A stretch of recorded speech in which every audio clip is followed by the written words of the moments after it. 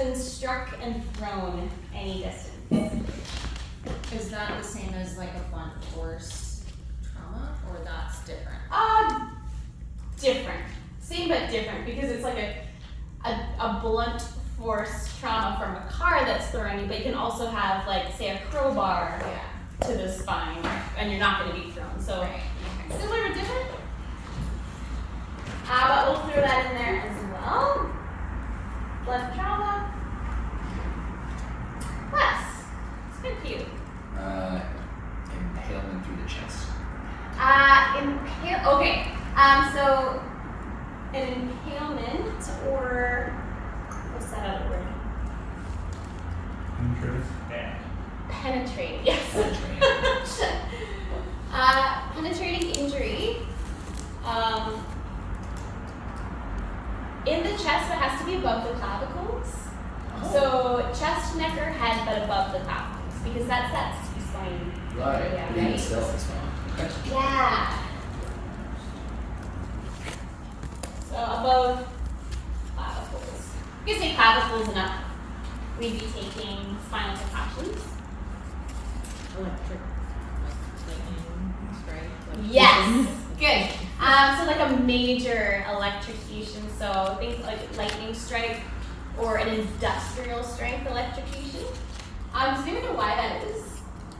Can disrupt the nerve impulses. No. I think I like the way it was worded in the whole one. Yeah, the major muscular contraction that would happen with a higher voltage can cause a C-spine injury. So, but it has to be major, not minor, not like a force electric fence, but like that's the type of Yeah. Cool. What else? Classic toaster. Yeah, good. So we refer to that as an axial load. So something compressing downwards, compression. Yeah. Like diving into the shallow end of a pool.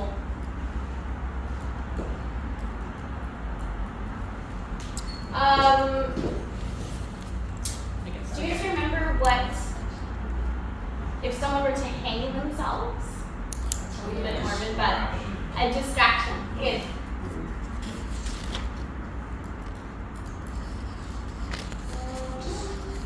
Yeah. You know what I thought of? Distraction. Yeah. I know, right? Yeah. Oh, yeah. Just keep it moving. If someone, this is like really related to a lot of like sports injuries and anything where you have to wear a helmet. If there's damage to that helmet, we're gonna take spinal. So helmet damage.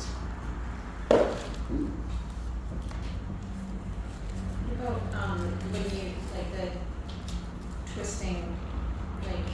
Yeah. Yes. Torsion.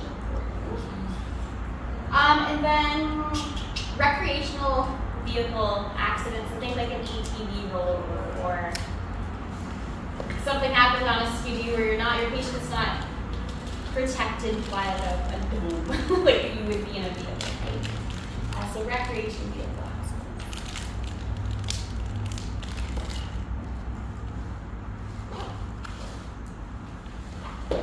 Cool. So pretty expansive list. I'm pretty sure this isn't it as well. So a hanging. So think of like a rope around the neck. Why is it called distraction? Oh, it's just what it's called. Well, like traction is like. Oh, like distraction. And so like it would be like disconnected kind of traction. Oh my goodness. That makes so much. I remember when I first heard the term, I was like, is it because it's distracting? And then I was like, no. But that makes sense. Yeah. Traction. Yeah, that would make sense. Distraction. So when we're looking at these mechanisms, and we're suspecting an injury to the C-spine, we're going to be, like I said, delegating someone to take spinal, which is immobilizing your patient's head in whatever position we find it. Why is that so important, do you think? What are we trying to do with that? prevent further damage. Yeah, but further damage to what? To their nerves, spinal. Yeah, your spinal cord, which protects your spinal cord, right? And that is kind of like the vital link between your brain and everything, like your movement in your body. So it's like an information superhighway for your body. And so if there is a potential injury to that, we want to do our best to minimize any movement to prevent any further damage.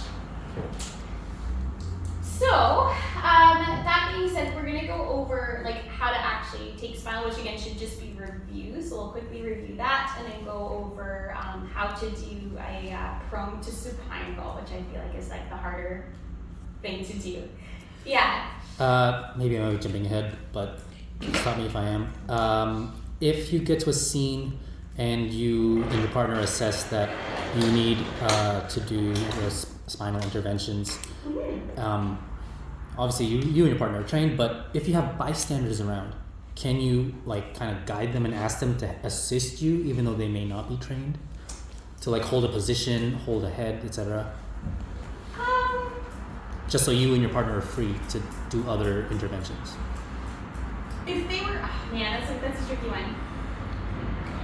I think it would be situational. If you had fire there and your partner, I would say like we've got this. But if you're working like D-Link where there's no fire, it's just you and your partner, and someone was offering, I think you could.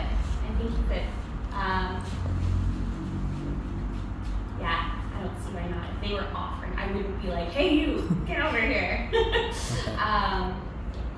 Okay, then just yeah. so just in like if we were running through a scenario with like bystanders and stuff, and like I could call out like even in an exam. Yeah, and just, like, you're not gonna get that in a scenario in class. I'm just trying to think like real life. I think you could. Yeah. I can't remember which course it was. It was a long time ago, but they told us to use like any kind of heavy item to hold the spine instead of having someone else do it. Yep, that's an option as well. So those foam rollers, we can use those. Blankets, whatever you have. But prioritize using your resources first. So fire, if there's any like first aiders, OFA, if you're on a work site, before going the arts and crafts route, I guess you would say. But yeah. Okay, so let's quickly recap a couple things. Does anyone want to be a patient in this? Come on down. Partner, I need, maybe I'll get 2 partners actually, 2 people. However, yeah, just on your back. Okay. We haven't reviewed any stabilizing or immobilizing. You did a great job yesterday, Scott. Yeah, no, that's fine. That's what we're gonna review now. I felt so disappointed when you lifted your hands. I was like, what? Okay, so a couple rules of thumb when we're talking about taking spinal. Before you get hands-on with the patient, you have to be anchored. So anchor first and then get hands-on. So if you're at the head, depending on body type and positioning and where maybe you're in a small bathroom, just anchor however you can. Whether it's going to be on the ground, you can also anchor onto the knees, but anchor first, make sure you're solid before you get hands-on. What you want to avoid is anchor and then doing something like that because we're moving the head. So make sure you're anchored first. Okay, now do you guys remember how to take a transitional break? We've not haven't been taught that. It should be from your first aid. No, we didn't cover any of that. Yeah, that wasn't included in this first aid. Are you talking about like a No, like for like standard first aid. Yeah. No, Oh, interesting. Okay. No, we didn't do any of this in the That's standard okay. first aid. Oh my god. Okay. So what I'll do, if you want to take the position I was, anchor and then hold the head. Well, sorry guys, I thought you already came in with this. Cool. And now let's say you've been down there for quite a while and your knees are hurting and you switch out with you. I'm going to come in and take a transitional grip. So how I'm doing that, kind of getting in the same spot as if I were to do CPR. So I'm right down beside the shoulders. I'm going to use the patient's sternum as an anchor as well as the ground. I'm going to anchor on the sternum, and I'm holding the upper part of the face, so cheekbones and up. Don't grab the jaw because it's a fairly movable thing, right? So we're going to sternum, ground, grab the head, and then I'm going to let her know when I have the head. So I have the head, and then you can step out, you can let go, and then you can come in. Anchor, let me know when you have the head. I have it. Okay, and I can let go. And that's just your basic transitional grip when we need to switch out whoever's at the head. So big thing with that and any of these holds and rolls that we do is good communication. Let each other know when you have the head so there's no confusion as to when each of you are letting go. So that's just your basic hold and transition. Now let's say I'm doing my assessment on this patient, so I've checked level of responsiveness, ABCs. I've done an RBS on the front, but now I want to check the back. We're going to have to do a roll so that we can actually get underneath and properly assess what's going on in the back, especially if this is like a big trauma, right? So what we'll do, I'll get you off the head. I'll take a transition grip. Okay, I got that. All right, it's yours. Okay. Oh, I did this wrong. Do you want You me to take- take a transition? No, yeah, so you take the head now. Okay. Let's see how I messed this up.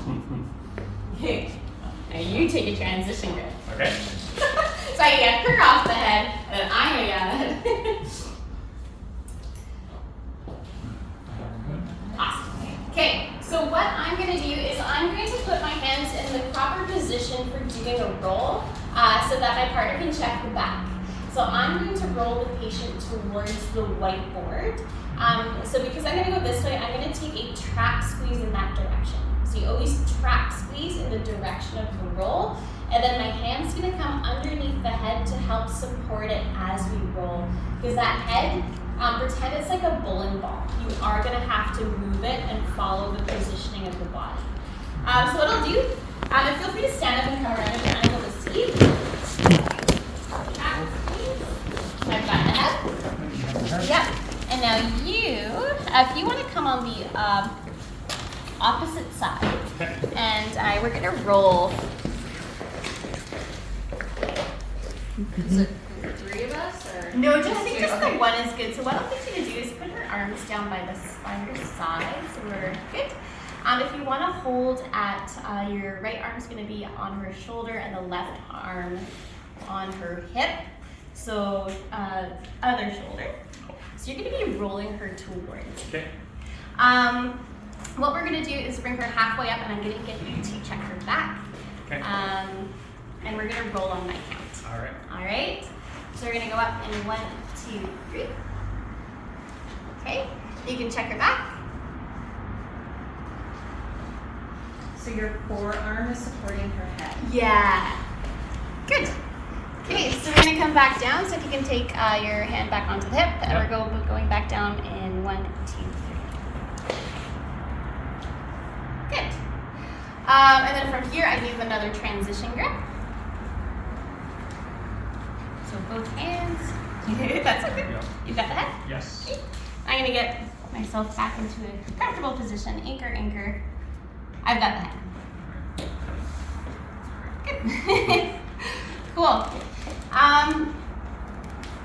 If you knew that a roll was coming, like yesterday we showed up, she's on her stomach, like, okay, a roll is gonna happen here. Yeah. Is there anything wrong with taking initial spinal control, like, with the long and short grip? Or is it always, like, go straight to 2 hands and Oh try to yeah, if you know get what's there? coming, you could preemptively. Awesome. Yeah, absolutely. Cool. Then it saves you the time of the transition. No, totally, I just right? wonder if there's like a procedural. Yeah, no, you're good. You're good. As long as the head does not move. Cool, cool.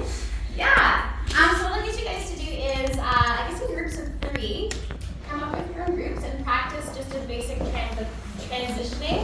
and then that roll